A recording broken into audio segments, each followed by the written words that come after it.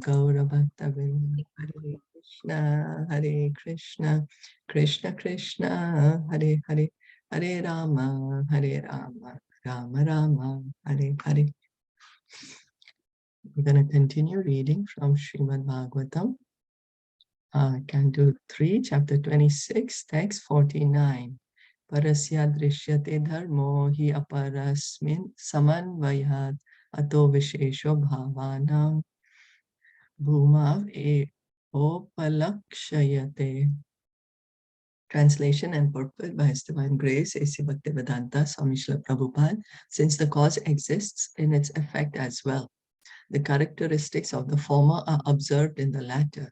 That is why the peculiarities of all the elements exist in the earth alone. So we have been seeing how from ether gradually came about to earth. And earth has the characteristics of all the previous elements. Earth has the characteristics of ether, of air, of fire, water, and earth itself. Sound is the cause of the sky. Okay, so first there was sound. Even Bible says first there is the word of God. When you say word of God, means first God spoke. So that's the sound. From sound came ether, the sky. From sky came air. And air is the cause of fire. Fire is the cause of water, and water is the cause of earth.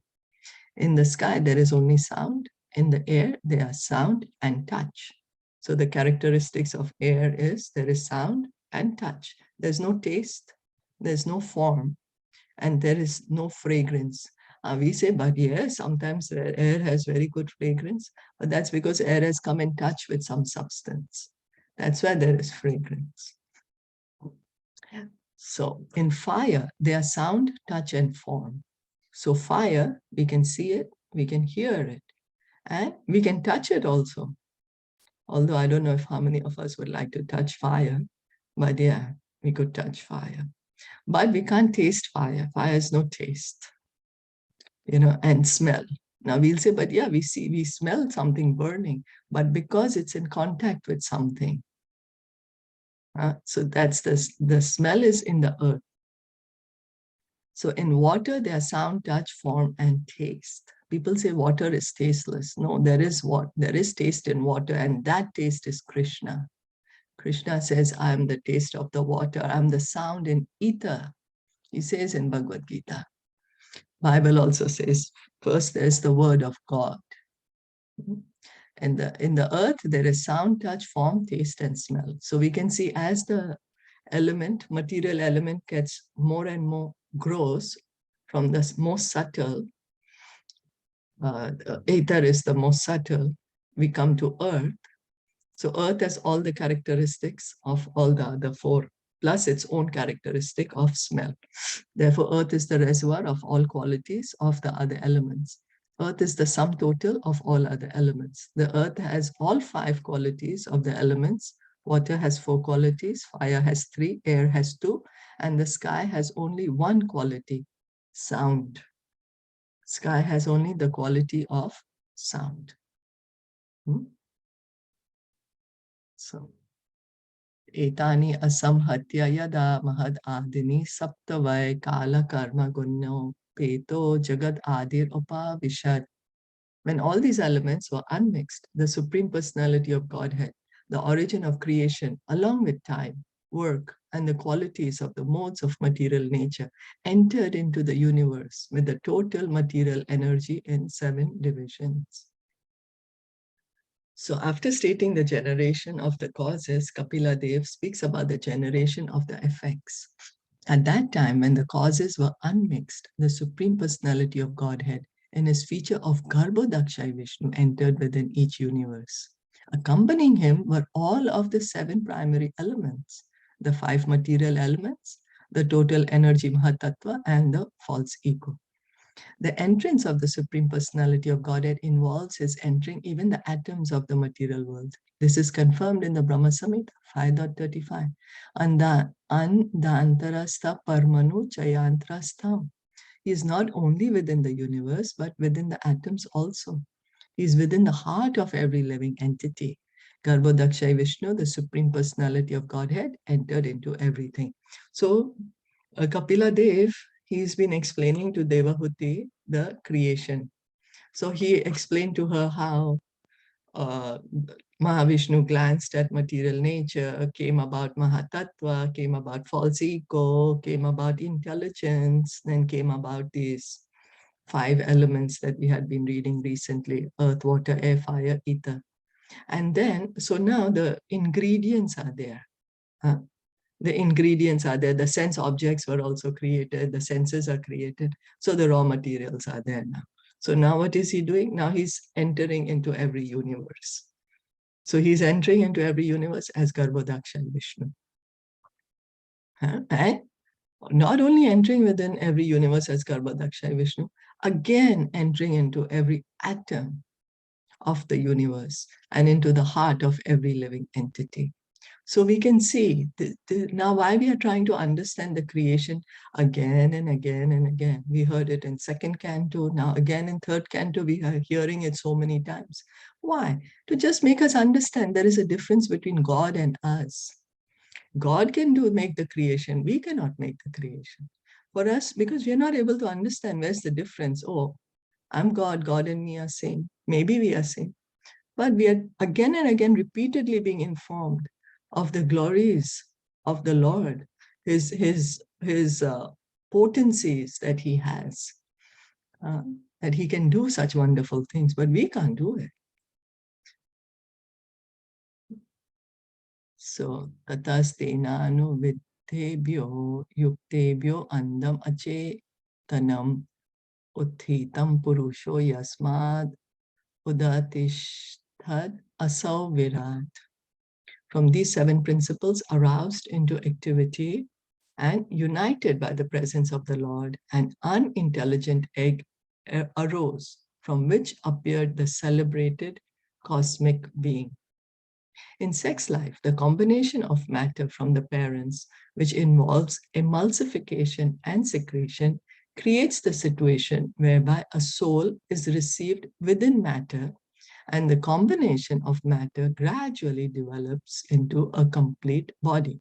So now, here we can see that when does the soul enter the womb of the mother? You know, some misconception is there, oh, the soul enters only after the child in the womb is 3 months old, or some say after 5 months old. No, no. It's because the soul has entered the womb. That's the reason the body is beginning to develop. So life comes from life. Life does not come from matter. The same principle exists in the universal creation. The ingredients are present, but only when the Lord enters into the material elements is matter actually agitated. That is the cause of creation. We can see this in our ordinary experience. Although we may have clay, water, and fire, the elements take the shape of a brick only when we labor to combine them. Without the living energy, there is no possibility that matter can take shape. Similarly, this material world does not develop unless agitated by the Supreme Lord as the Virat Purusha. Yasmad udatishtad asau Virat. By his agitation, space was created and the universal form of the Lord also manifested therein. So we can see we have clay, we have water, we have fire, but there is someone, we have to mix this. Someone has to do the process and then the brick will come. But now we'll say, but we have machines to do it. Nobody's doing it. Everything is automatic. Yeah, but who's pressing the button of the machine? Also, there's a human being who's made the machine. Machine did not manufacture by itself. Yeah. So we have to see so it goes that again, it goes to the evidence that life comes from life. It's only when God looks at the material energy that the entire process of creation takes place. Material energy, she does not have the capability to move about by herself. She can't mix the modes by herself. The elements are not being manifested by herself. No, she does not have that capability. Only when God looks at her, he puts his energy into her. He puts his energy, and he's also entering into her as Garbho Dakshai Vishnu, as Shiro Dakshai Vishnu. And then it's happening. Etad andam visheshakhyam krama vridher dashotare toyadi bihi parivritam pradhanena praterbahihi yatra loka vitano yam rupam bhagavato harihe. This universal egg, or the universe in the shape of an egg, is called the manifestation of material energy. Its layers of water, air, fire, sky, ego, and Mahatattva increase in thickness one after another. Each layer is 10 times bigger than the previous one, and the final outside layer is covered by Pradhan. Within this egg is the universal form of Lord Hari, whose body the 14 planetary systems are parts. So we have been hearing of the universal form of the Lord. Universal form of the Lord is not eternal. It is not eternal. It is for, because many people can't understand, that God can have a form. People are like, how can God have a form? Why should he have a form? So then we can understand by this universal form that yes, God has a form. How? The lower planets are his feet. We were hearing in the second canto. Then how the upper planet, the middle planetary becomes his thighs, so like that, all 14 planetary systems which are inside this universe, they are in the body of the universal form. This universe, or the universal sky, which we can visualize with its innumerable planets, is shaped just like an egg.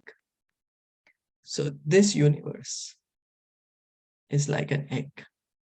As an egg is covered by a shell, the universe is also covered by various layers. So the egg has one shell, but the universe has many, many layers of these shells are there. The first layer is water. The next is fire, then air, then sky, and the ultimate holding crust is Pradhan. Within this egg-like universe is the universal form of the Lord as the Virat Purusha. All the different planetary situations are parts of his body. This is already explained in the beginning of Srimad Bhagavatam, second canto. So this egg, now we are saying there are layers. So the layer of water. Then the next layer, which is fire, is 10 times bigger. So this universe is 4 billion miles, right? They say. So then 4 billion times 10 is the next layer, which is water. Then another times 10 is another layer of fire. And then another layer of air, then another of sky. Ultimately, everything is in the Pradhan. Pradhan, we were saying, is the total material ingredients are there in the Pradhan. But not activated, right? I'm sorry? Not activated, right? Pradhan not is activated. Yeah. Correct? Okay. Yes, that's right. Yes. That everything is there in the Pradhan, but not activated. That's right. Okay. So, so inside the universe is the universal form of the Lord. The planetary systems are considered to form different bodily parts of the Lord. Persons who cannot directly engage in the worship of the transcendental form of the Lord are advised to think of and worship this universal form. Because someone may not be able to understand, how can God have a spiritual form? Then they can worship this universal form. The lowest planetary system, Patal, is considered to be the soul of the Supreme Lord, and the earth is considered to be the belly of the Lord. Brahmaloka, or the highest planetary system where Brahma lives, is considered to be the head of the Lord. So the hellish planets are in the feet, then the middle planets in the waist area, and the head is the highest planet, Brahmaloka. This Virat Purusha is considered an incarnation of the Lord. The original form of the Lord is Krishna, as confirmed in Brahma Samhita, Adi Purusha. Govindam Adi Purusham Tam Aham Bhajami. Lord Brahma, he repeats it in Brahma Samhita so many times. Govindam Adi Purusham Tam Aham Bhajami. Lord Krishna, you are the original seed-giving Father. You are the original personality of Godhead, and you are my seed-giving Father. So the Virat Purusha is also Purush, but he is not Adi Purush. The Adi Purush is Krishna. Ishvara Parama Krishna Satchidananda Vigraha Anadir Adir Govinda. In Bhagavad Gita, Krishna is also accepted as the Adi Purush, the original. Krishna says, no one is greater than me. Bhagavad Gita, Krishna is saying openly that I am God. You know, no one is equal to me. No one is greater than me. Everything is strung upon me as pearls are strung on a thread. We just have to hear what the word of God. That's all. We don't have to misinterpret it. Or maybe God is saying that. Maybe he's saying that. No, he's just saying to us everything. We just have to accept it. There are innumerable expansions of the Lord, and all of them are Purushas or enjoyers. But neither the Virat Purush nor the Purush avatars, Karana Dakshay Vishnu, Garbha Dakshay Vishnu, and Shiro Dakshay Vishnu, nor any of the many other expansions is the original. In each universe, there are Garbha Dakshay Vishnu, the Virat Purush, and Shiro Dakshay Vishnu. So every universe have these. Karno Dakshay Vishnu and Garbho Dakshay Vishnu. And also the Virat Purush is there, the universal form of the Lord. Every universe has this. And they are innumerable material universes. Innumerable. And they're all inside this Pradhan. So then, in each unit, the active manifestation of the Virat Purush is described here. Persons who are in the lower grade of understanding regarding the Supreme Personality of Godhead may think of the universal form of the Lord, for that is advised in the Bhagavatam. The dimensions of the universe are estimated here. The outer covering is made of layers of water, air, fire, sky, ego, and Mahatattva. And each layer is 10 times greater than the previous one. The space within the hollow of the universe cannot be measured by any human scientist or anyone else. And beyond the hollow, there are 7 coverings, each one 10 times greater than the one preceding it. The layer of water is 10 times greater than the diameter of the universe, and the layer of fire is 10 times greater than that of water. Similarly, the layer of air is 10 times greater than that of fire. These dimensions are all inconceivable to the tiny brain of a human being. It is also stated that this description is of only one egg-like universe. There are innumerable universes besides this one, and some of them are many, many times greater. It is considered, in fact, that this universe is the smallest. Therefore, the predominating superintendent of Brahma has only 4 heads for management. In other universes, which are far greater than this one, Brahma has more heads. In the Caitanya Caritamrta, it is stated that all these Brahmas were called one day by Lord Krishna on the inquiry of the small Brahma, who after seeing all the larger Brahmas was thunderstruck. That is the inconceivable potency of the Lord. No one can measure the length and breadth of God by speculation or by false identification with God. These attempts are symptoms of lunacy. If we try to think that we will be able to measure God, or God must be like this, maybe like this, should be like this, according to me, then we are being a lunatic. That's what the Vedas are describing to us. The only way we can understand about God is to hear about God from God himself or his authorized representatives who know him. So we are seeing here that each universe is like an egg, and is covered by so many of these layers. And each layer is 10 times greater than the previous layer. So if we have to physically get out of this universe, it's not very easy, you know. Physically, if we have to try to get out, And our Earth is only 4 billion miles, which is the smallest of the Earths. I'm sorry, not Earth, our universe. Our universe is the smallest, 4 billion. The other universes are much, much greater than this. Much greater. How are we physically going to get out of here?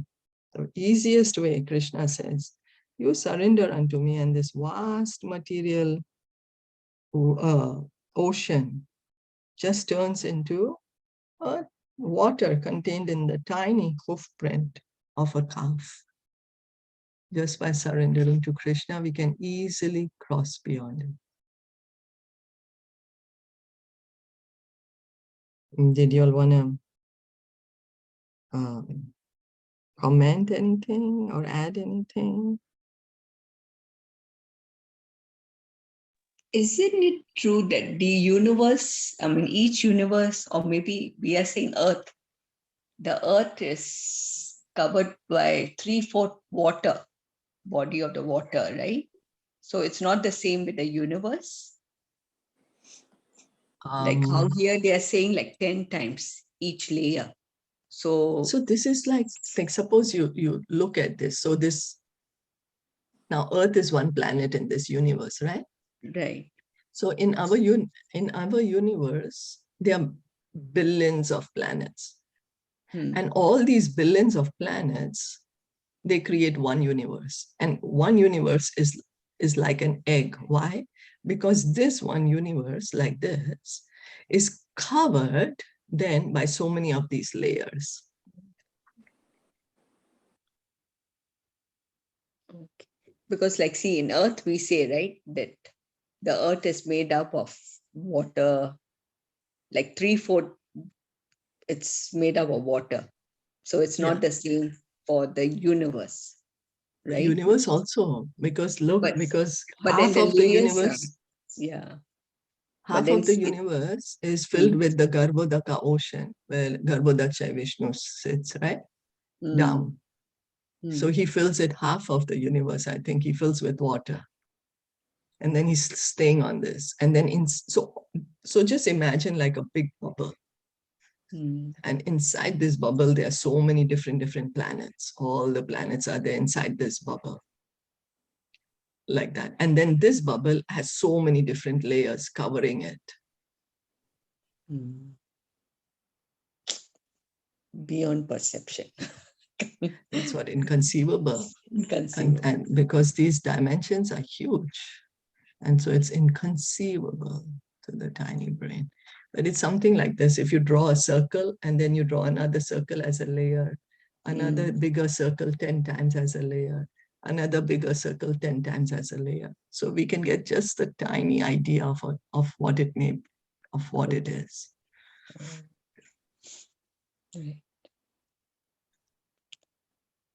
Yeah. Or like if you have like the walnut is there, right? Walnut.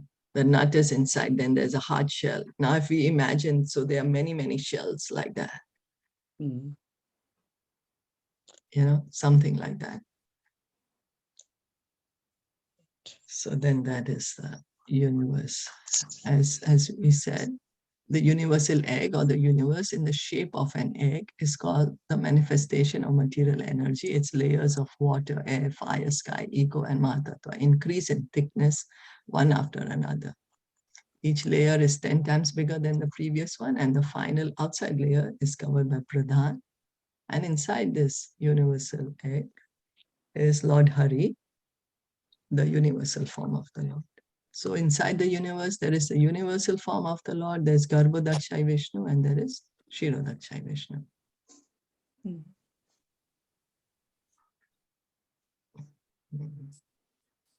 Is that okay? Yeah. Okay. So we'll stop here for today.